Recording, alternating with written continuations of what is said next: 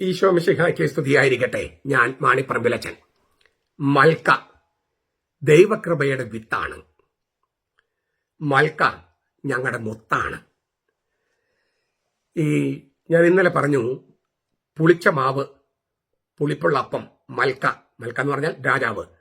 അത് നമ്മൾ കടയിൽ നിന്ന് വാങ്ങിക്കുന്ന ഈസ്റ്റ് ആ അർത്ഥത്തിലല്ല നമ്മൾ ഉപയോഗിക്കുന്നത് എന്ന് ഞാൻ ഇന്നലെ സൂചിപ്പിച്ചു. ഇന്ന് ഞാൻ അതിന്റെ വ്യാഖ്യാനം നൽകുകയാണ്. നമ്മുടെ തോമസ് മണ്ണൂരം പറമ്പിലച്ചൻ, തലശ്ശേരി രൂപതയിൽപ്പെട്ട തോമസ് മണ്ണൂരം പറമ്പിലച്ചൻ, നമുക്ക് 3 അനാഫ്രയുണ്ടല്ലോ.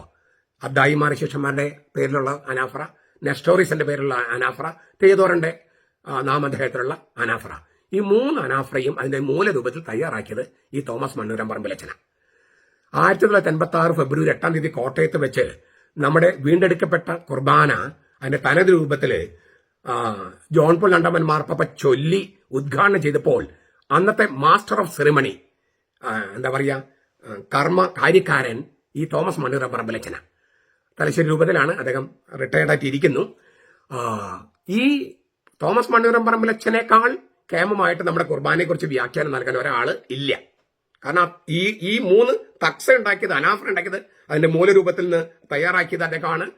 അതിന്റെ എല്ലാ കാര്യങ്ങളും അറിയാവുന്ന ഒരു അച്ഛനുണ്ടെങ്കിൽ അദ്ദേഹമാണ്. അപ്പൊ അദ്ദേഹം സീറോ മലബാർ സഭയുടെ കുർബാന ഒരു പഠനം എന്ന് പറഞ്ഞിട്ട് 2 വോള്യങ്ങളിൽ പുസ്തകം ഇറക്കിയിട്ടുണ്ട്. 90-ൽ ഇറക്കി, 2004 വരെ വടവാതൂരിൽ നിന്ന് ഇറക്കി. ഇപ്പോൾ ആളൂരിലുള്ള എന്റെ സ്ഥാപനം ബിബ്ലിയ അക്കാദമി ഈ അച്ഛന്മാരിൽ ഒരു കോൺട്രാക്ട് ഉണ്ടാക്കി അതിന്റെ വീണ്ടും അത് പ്രസിദ്ധപ്പെടുത്താൻ പോവാണ്. ജൂലൈ 3 ഈ 3 പുസ്തകങ്ങൾ ഒരുമിച്ച്, 2 ഈ പുസ്തകം, പിന്നെ നമ്മുടെ കുർബാന ചരിത്ര പശ്ചാത്തലം, അങ്ങനെ ഈ പുസ്തകങ്ങളൊക്കെ നമ്മൾ പ്രിന്റ് ചെയ്ത് ഇറക്കാൻ പോകുകയാണ്. അപ്പൊ അദ്ദേഹത്തിന്റെ സീറോ മലബാർ സഭയുടെ കുർബാന ഒരു പഠനം വാല്യം 1-ലുള്ള ഒരു വ്യാഖ്യാനമാണ്. ഈ മൽക്കയെ കുറിച്ചുള്ള വ്യാഖ്യാനമാണ് ഞാൻ നിങ്ങളുടെ മുമ്പിൽ വായിക്കുന്നത്. അതിശ്രേഷ്ഠമാണത്. അതുകൊണ്ടാണ് ഞാൻ നിങ്ങളുടെ മുമ്പിൽ അത് അവതരിപ്പിക്കുന്നത്. ഞാൻ പറഞ്ഞല്ലോ, മൽക്ക എന്ന വാക്കിന് സുറിയാനിയിൽ രാജാവ് എന്നാണ് അർത്ഥം. അതിനെ ദൈവകൃപയുടെ വിത്ത് എന്നാണ് വ്യാഖ്യാതാക്കൾ പറയുന്നത്. നമുക്കിതൊന്ന് നോക്കാം, ഈ വ്യാഖ്യാനങ്ങൾ നോക്കാം. ഈശോയാബ് മൂന്നാമൻ എന്ന് പറഞ്ഞത് കൽദായ പാത്രിയാർക്കീസ് ആണ്. ക്രിസ്തുവർഷം 649 മുതൽ 659 വരെ ഈശോയാബ് മൂന്നാമനായിരുന്നു കൽദായ പാത്രിയാർക്കീസ്. അദ്ദേഹം ഈ മൽക്കയെ, വിശുദ്ധ പുളിപ്പിനെ കൂദാശ് എന്നാണ് വിളിക്കുന്നത്. ഈ മൽക്ക എന്ന് പറയുന്ന വിശുദ്ധ പുളിപ്പിനെ കൂദാശ് എന്നാണ് ഈശോയാബ് മൂന്നാമൻ പാത്രിയാർക്കീസ് വിളിക്കുന്നത്. മുത്ത് പേള് എന്ന ഗ്രന്ഥത്തില് മാർ അബ്ദീഷോ എന്ന് പറഞ്ഞാൽ 1318 മരിച്ച ഒരു പാത്രിയാർക്കീസ് ആണ്. മാർ അബ്ദീഷോ മുത്ത് ദ പേൾ എന്ന ഗ്രന്ഥത്തില് ഈ മൽക്കയെ കുറിച്ചുള്ള വ്യാഖ്യാനം നൽകുന്നത് ഇങ്ങനെയാണ്. പൗരസ്ത്യ സഭാ പ്രേക്ഷിതരായ വാഴ്ത്തപ്പെട്ട വിശുദ്ധ സ്ലീഹന്മാർ മാർ തോമ, ബാർ ബർത്തുൽമൈൽ, മാർ അദ്ദായി എന്നിവരും 70 സ്ലീഹന്മാരിൽ ഒരുവനായ മാർ മാറിയും കർത്താവിന്റെ 2ാമത്തെ ആഗമനം വരെ തിരുശരീരമാകുന്ന കൂദാശ ശുശ്രൂഷയുടെ പൂർത്തീകരണത്തിന് കാത്തു സൂക്ഷിച്ച് ഉപയോഗിക്കുവാൻ അഖില പൗരത്വ സഭകൾക്കും ഏൽപ്പിച്ചു കൊടുത്തതായ വസ്തുവാണ് വിശുദ്ധ പുളിപ്പ്. നിങ്ങളിത് 2-3 പ്രാവശ്യം കേൾക്കുമ്പോൾ അർത്ഥം കിട്ടും. ഇഷ്ബനിലെ ഇസഹാക്ക് എന്ന പേരുള്ള ഒരു വൈദികനുണ്ട്. ആ വൈദികൻ, അക്കാലത്തെ ഒരു വൈദികൻ, അദ്ദേഹം എഴുതിയിരിക്കുന്നത് വളരെ മനോഹരമാണ്. ഒടുവിലത്തെ അത്താഴ സമയം നമ്മുടെ രക്ഷകൻ ശിഷ്യന്മാരിൽ ഓരോരുത്തരും ഓരോ അപ്പം വീതം നൽകിയിരുന്നു. എന്നാൽ യോഹന്നാൻ ശ്ലീഹായ്ക്ക് 2 അപ്പം നൽകി. ഒന്ന് അപ്പോൾ ഭക്ഷിക്കാനും മറ്റത് വിശുദ്ധ പുളിപ്പിന് വേണ്ടി സൂക്ഷിച്ചു വെക്കാനും വേണ്ടിയായിരുന്നു.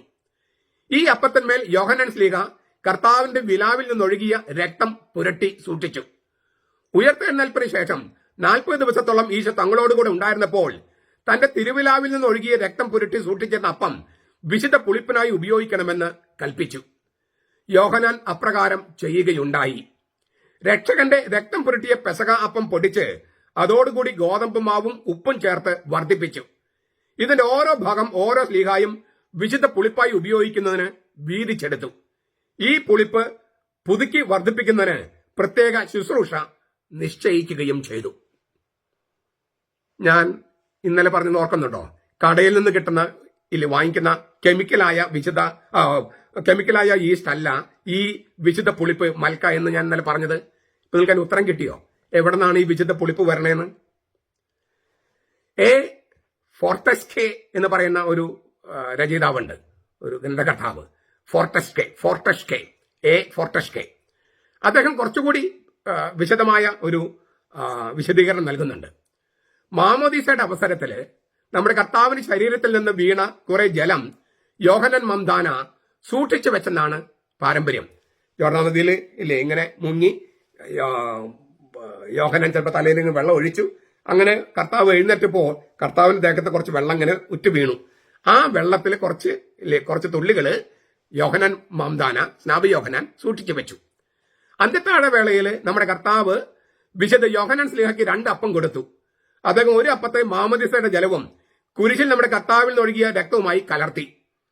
ശരീരരക്തങ്ങളുടെ പുളിപ്പ് സഭയിൽ എന്നും ഉണ്ടായിരിക്കേണ്ടതിനായി സ്ലീഹന്മാർ ഇത് പൊടിച്ച് മാവും ഉപ്പും കലർത്തി ഭാഗിച്ചെടുത്തു.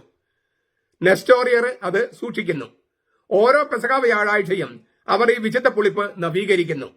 ഒരു പ്രത്യേക ശുശ്രൂഷയ്ക്കിടയിൽ പുരോഹിതനും ഡീക്കനും കൂടി പുതിയ മാവും ഉപ്പും എണ്ണയും കഴിഞ്ഞ വർഷത്തെ പുളിപ്പുമായി കലർത്തുന്നു. മധുബഹായിൽ ഒരു പാത്രത്തിൽ 1 വർഷം മുഴുവൻ അത് സൂക്ഷിക്കപ്പെടുന്നു. ഓരോ കുർബാനയ്ക്ക് മുമ്പ് അതിൽ നിന്ന് ചെറിയൊരു ഭാഗം എടുത്ത് മാവുമായി കലർത്തി അന്നന്നത്തെ കുർബാനയ്ക്ക് അപ്പം ഉണ്ടാക്കുന്നു. ഈ പുളിപ്പ് കൂടാതെ കുർബാന അർപ്പിക്കുവാൻ സാധിക്കുകയില്ല. 7 കൂദാശകളിൽ ഒന്നായിട്ടാണ് അവർ അതിനെ വിലമതിച്ചിരുന്നത്. എന്താണ് മൽക്ക? എന്താണ് വിശുദ്ധ ഈസ്റ്റ്? എന്താണിത് മുത്ത് എന്ന് നമ്മൾ പറയണേ? ദൈവകൃപയുടെ ഡിവൈൻ ഗ്രേസിന്റെ വിത്ത്, the seed of the divine grace എന്നാണ് പറയണേ ഈ മൽക്കയെ. ഇത് എവിടെന്നാ വരണമെന്നൊക്കെ മനസ്സിലായോ? നിങ്ങൾക്ക് തീർച്ചയായിട്ടും ചോദിക്കാം, അച്ചു ഇതൊക്കെ പറഞ്ഞുണ്ടാക്കിയ കഥകളല്ലേ, ഇതിനൊക്കെ തെളിവുണ്ടോ? ഇത് പാരമ്പര്യമാണ്. തീർച്ചയായിട്ടും ഇത് തെറ്റാണെന്ന് തെളിയിക്കാൻ നിങ്ങളുടെ കയ്യിൽ തെളിവുണ്ടോ? ഇങ്ങനെയാണ് വന്നതെന്ന് ഇവിടെ എഴുതി വെച്ചിരിക്കുന്നു. പല രചയിതാക്കള് പലരുടെ കാര്യങ്ങൾ ഞാൻ പറഞ്ഞു കഴിഞ്ഞു. അച്ഛൻ ഇതിന്റെ ഒക്കെ റെഫറൻസ് നൽകിയിട്ടുണ്ട്. അതൊരു വീഡിയോയിൽ പറയേണ്ടതല്ല. എന്റെ ചോദ്യം ഇതാണ്, ഇതൊക്കെ വെറും കഥകളല്ലേ, കെട്ടുകഥകളല്ലേ, മിത്തല്ലേ എന്ന് നിങ്ങൾ ചോദിച്ചേക്കാം. അങ്ങനെയാണെങ്കിൽ എനിക്ക് തിരിച്ചൊരു ചോദ്യം, ഇത് മിത്താണെന്ന് തെളിയിക്കാൻ, കെട്ടുകഥയെ തെളിയിക്കാൻ നിങ്ങളുടെ കയ്യിൽ വല്ല തെളിവുണ്ടോ? ഇത് പാരമ്പര്യമാണെന്നോ തെളിയിക്കാൻ എന്റെ തെളിവുണ്ട്. അതാണ് ഞാൻ നിങ്ങളുടെ മുമ്പിൽ ഹാജരാക്കിയത്. ഞാൻ ഹാജരാക്കിയ തെളിവുകളെല്ലാം തെറ്റാന്ന് തെളിയിക്കാൻ നിങ്ങളുടെ കയ്യിൽ തെളിവുകളുണ്ടോ? തെളിയിക്ക്. ഇത് എഴുതപ്പെട്ട പാരമ്പര്യം ഞാൻ പറയണേ, പറയപ്പെട്ട പാരമ്പര്യത്തിൽ നിന്നും എഴുതപ്പെട്ട പാരമ്പര്യം. അപ്പൊ ഇത് ഇങ്ങനെയാണെന്ന് രേഖകളുണ്ട്. ഇങ്ങനെയല്ലെന്ന് തെളിയിക്കാൻ നിങ്ങളുടെ കയ്യിൽ രേഖകളുണ്ടോ? അതിനാൽ ഇതിനേക്കാളൊക്കെ നമ്മള് എത്രയോ വലിയ മിത്തുകളാണ് ഹിന്ദുക്കളുടെ ഇടയിലും മുസ്ലിംസിന്റെ ഇടയിലൊക്കെ നടക്കുന്നത്. അതിനേക്കാളൊക്കെ എത്രയോ ചരിത്രപരമായ സാക്ഷ്യമാണ് നമ്മളിപ്പോ കേൾക്കുന്നത്. ഇതിനോട് ബഹുമാനം വേണ്ടേ? അതുകൊണ്ട് ഞാൻ വീണ്ടും പറയാണ്, ഇന്നലെ പറഞ്ഞ കാര്യം വീണ്ടും പറയാണ്, എന്താണ് മൽക്ക എന്ന് ബഹുഭൂരിപക്ഷം ആളുകൾക്ക് അറിയില്ല. അതുകൊണ്ട് നിങ്ങൾ പ്രത്യേകിച്ച് ഞാൻ പറഞ്ഞല്ലോ, എറണാകുളം, അങ്കമാലി തൊട്ട് വടക്കോട്ട് കുറച്ച് രൂപതകൾക്ക് ഇത് കാര്യമായിട്ട് അറിയില്ല. ജനങ്ങൾക്കും അറിയില്ല, അച്ഛന്മാർക്കും അറിയില്ല. നിങ്ങളുടെ ഫ്രണ്ട്സായുള്ള ആളുകൾക്കൊക്കെ ഒന്ന് അയച്ചു കൊടുത്ത് എന്താണ് നമ്മളിങ്ങനെ ഇതിന്റെ എന്തുകൊണ്ടാണ് നമ്മൾ പുളിപ്പുള്ള അപ്പം ഉപയോഗിക്കാൻ ഞാൻ ഇന്നലെ പറഞ്ഞു. അതും ഇതും കൂടി എല്ലാവർക്കും ഒന്ന് പറഞ്ഞു കൊടുത്താൽ ഈ പ്രബോധനത്തിലൂടെ, അറിവിലൂടെ നമ്മുടെ കുറെ പ്രശ്നങ്ങളെങ്കിലും പരിഹരിക്കപ്പെടുമെന്ന് ഞാൻ പ്രതീക്ഷിക്കുന്നു. അങ്ങനെ സംഭവിക്കട്ടെ. നോമ്പുകാലത്ത് ഒരു പ്രായശ്ചിത്തമായിട്ട് ഇത് എല്ലാവർക്കും എത്തിക്കാനായിട്ട് നിങ്ങൾ ശ്രമിക്കണം. ഈ വിശുദ്ധ പുളിപ്പെന്ന് പറഞ്ഞാൽ കർത്താവ് ഈശോ മിശിഹായ, അതാണ് മൽക്ക, രാജാവ്, ഈശോ എന്ന രാജാവിനെ നമ്മൾ ഉദ്ദേശിക്കുന്നത്. അത്രയും ഗംഭീരമായ ദൈവശാസ്ത്രം. ഓരോ സഭയും ആ സഭയുടെ ദൈവശാസ്ത്രമാണ് പിന്തുടരേണ്ടത്. അതിനെയാണ് റിച്വൽ എന്ന് പറയുന്നത്. അത് ഞാൻ ഇന്നലെ കഴിഞ്ഞ ദിവസം വ്യാഖ്യാനിച്ചിരുന്നു. അപ്പോൾ ഓരോ സഭയുടെയും ദൈവശാസ്ത്രം, അതിൽ അഭിമാനം കൊള്ളുകയും അതിനോട് കൂറ് പുലർത്തുകയും ചെയ്യുമ്പോഴാണ്, അതിനു വേണ്ടിയിട്ടാണ് ഇത്രയും സഭകൾ നമുക്കുള്ളത്. എല്ലാവരും ഒരു സഭയുടെ കാര്യം എടുക്കാൻ പോയാൽ പിന്നെ പല സഭകൾ ആവശ്യമില്ല. അതിനാൽ നമുക്ക് നമ്മുടെ ഇരിക്കുന്ന കൊമ്പ് തന്നെ വെട്ടിമുറിക്കുന്ന തരത്തിലാകാതിരിക്കാൻ അങ്ങനെ ശ്രമിക്കുകയാണ് നമ്മുടെ തലപ്പത്തുള്ള പലരും. അതുകൊണ്ടാണ് ഞാൻ ഇത് ഇങ്ങനെ പരസ്യമായി പറയുന്നത്. നമ്മുടെ സഭയുടെ പാരമ്പര്യം, അതും വളരെ ഉന്നതമായ പാരമ്പര്യം, മറ്റ് സഭകളിലുള്ളതിനേക്കാൾ ഗംഭീരമായ പാരമ്പര്യം, അത് കാത്തു സൂക്ഷിക്കാൻ നമ്മൾ തയ്യാറാകുക. അത് ബിബ്ലിക്കൽ പാരമ്പര്യമാണ്. ഞാൻ ഇന്നലെ പറഞ്ഞ വീഡിയോ തിരുവചനത്തിൽ അടിസ്ഥാനമിട്ടതാണെന്നുള്ള പറഞ്ഞ വീഡിയോയും ഒരുമിച്ച് കാണുക. നമ്മുടെ കർത്താവ് ഈശോ മിശിഹായുടെ കൃപയും പിതാവായ ദൈവത്തിന്റെ സ്നേഹവും പരിശുദ്ധാത്മാവിന്റെ സഹവാസവും നാം എല്ലാവരോടും കൂടി ഉണ്ടായിരിക്കട്ടെ, ഇപ്പോഴും എപ്പോഴും എന്നേക്കും. ആമേൻ.